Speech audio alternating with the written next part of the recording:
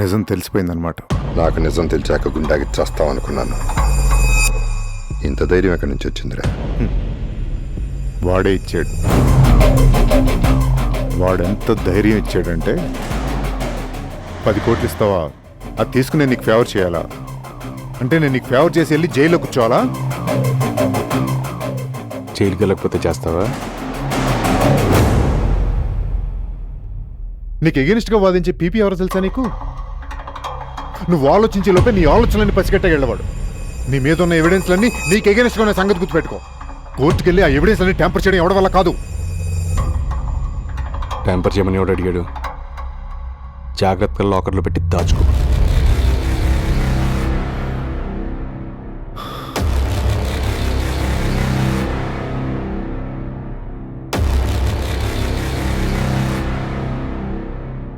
ఇప్పుడు నేనేం చేయాలి?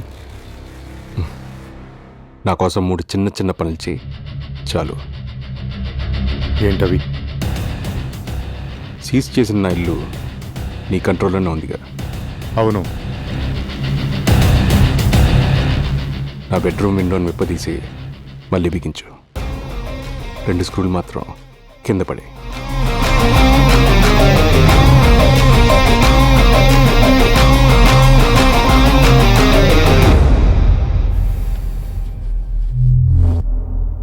అలా చేస్తే చెయ్యగలవా?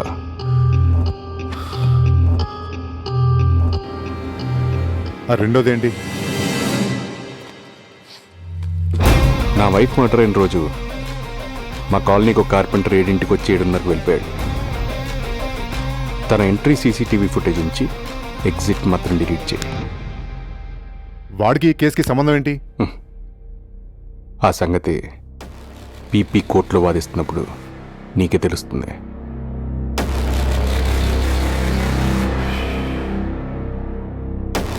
సార్, ఆ మూడోదేంటి?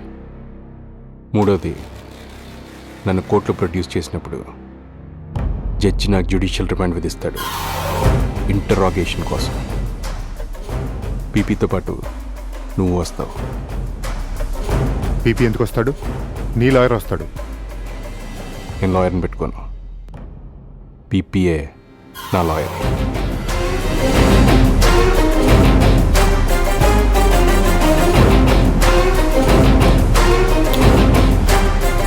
సరే, పీపీని నా దగ్గర నుంచి మా అత్తగారి దగ్గర తీసుకెళ్ళి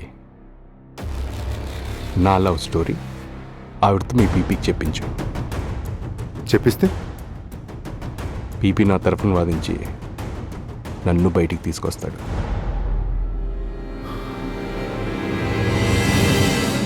పీపీ నీ తరఫున వాదిస్తాడు, ఏంటి గ్యారంటీ? నా సినిమాలు చూస్తావా? Yeah, in fact I'm a good fan of you. మీ స్క్రీన్ ప్లేని గెస్ట్ చేయడం చాలా కష్టం కదా? ఇది అంతే. నీకు ఇప్పుడేం అర్థం కాదు. నేను చెప్పినట్టు చెయ్యి.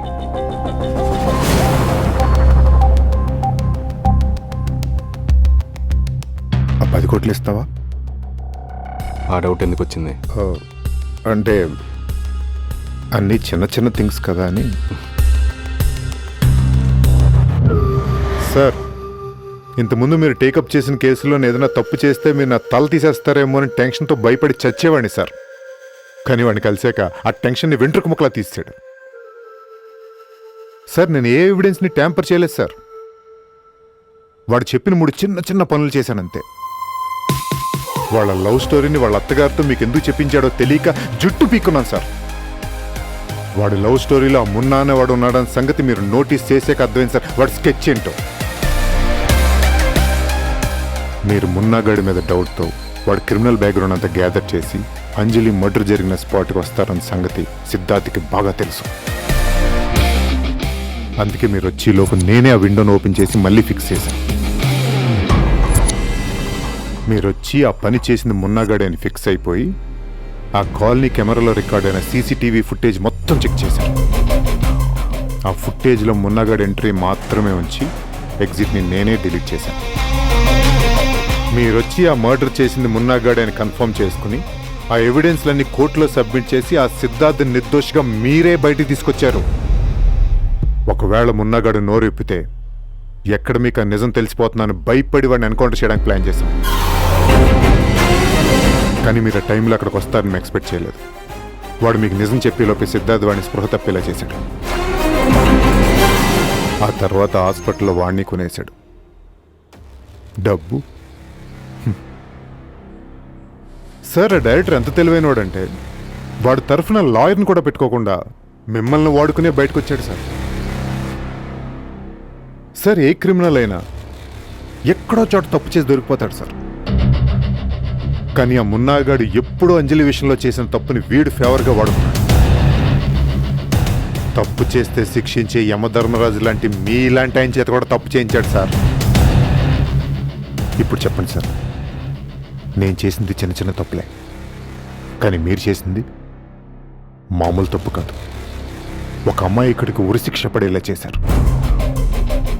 ఈ విషయంలో మీరు మా ఇద్దరి దృష్టిలోనే ఫూల్ అయ్యారు సార్.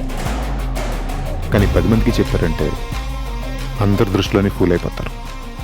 కాబట్టి కామ్గా కాఫీ తాగి వెళ్ళిపోండి. ఇందులో నాకు వచ్చిన డౌట్, అంత ప్రేమించినాడు వైఫ్ని ఎందుకు చంపాడు? ఆ సంగతి నేను అడగలేదు, వాడు చెప్పలేదు. అయినా ఇప్పుడు ఆ సంగతి తెలుసుకుని మీరేం పీకుతారు?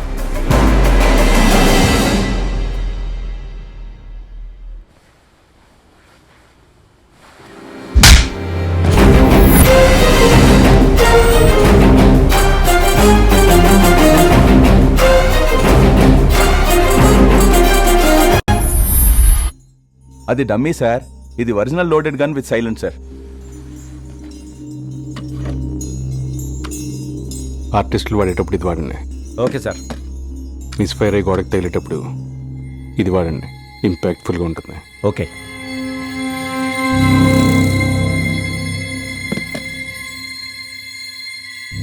సీన్ గురించి సాయంత్రం డిస్కస్ చేద్దాం. Sure sir. వెళ్ళండి. రేయ్, సార్. చెప్పాను కదా సాయంత్రం డిస్కస్ చేద్దాం. అలాగే సార్. వెళ్ళండి.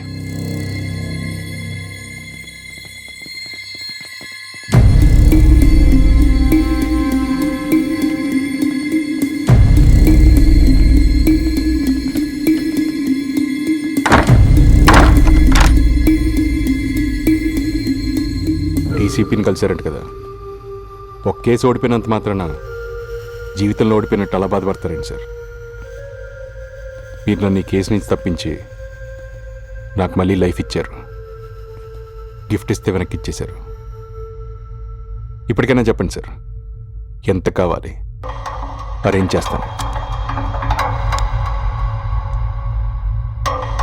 ఇప్పుడు మీరు మీ ప్రిన్సిపల్స్తో రాజీ పడ్డం తప్ప వేరే ఆప్షన్ లేదు సార్.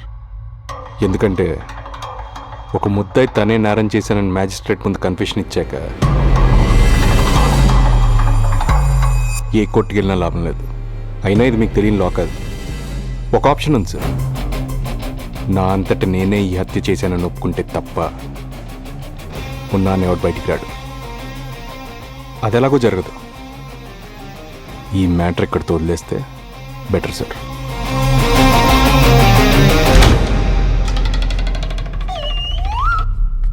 హాయ్ సిద్ధార్థ్.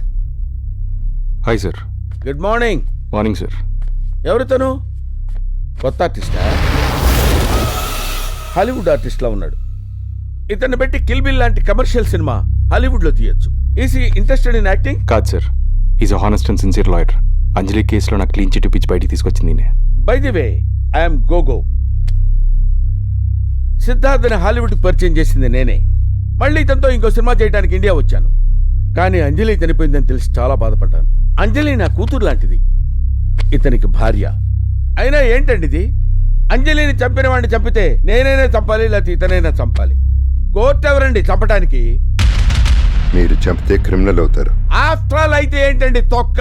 మీలాంటి క్రిమినల్ లాయర్ని పెట్టుకుని డబ్బులు పడేసి బయటకు వచ్చేస్తాను. క్రిమినల్ కనబడితే చంపేస్తావా? చంపేస్తావని అడుగుతావండి? వాడు ఎక్కడున్నాడో చెప్పండి, కాల్ చౌతలు పడేస్తాను. ఎదురుగుండా పెట్టుకుని మాట్లాడారు, చంపేక.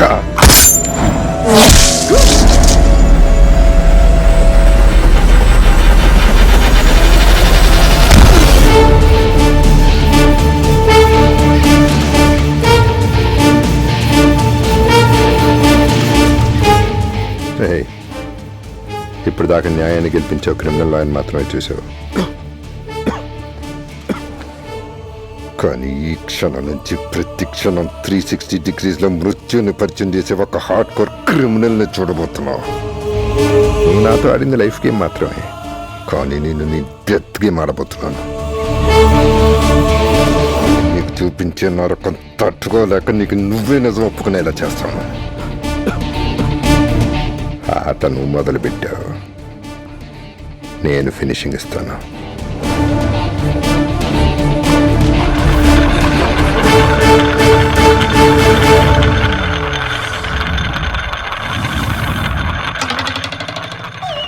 వీడితో కిల్ బిల్ సినిమా తీద్దాం అనుకుంటే వీడి కిల్లింగ్ సీన్లో ఇరికించాడేంటి?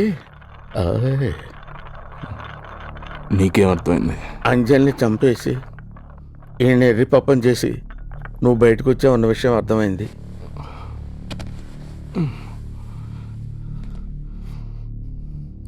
ఇప్పుడేం చేస్తావు? పోలీస్ స్టేషన్కి వెళ్ళి ఇక్కడ జరిగిందంతా చెప్దామని అనుకుంటున్నా.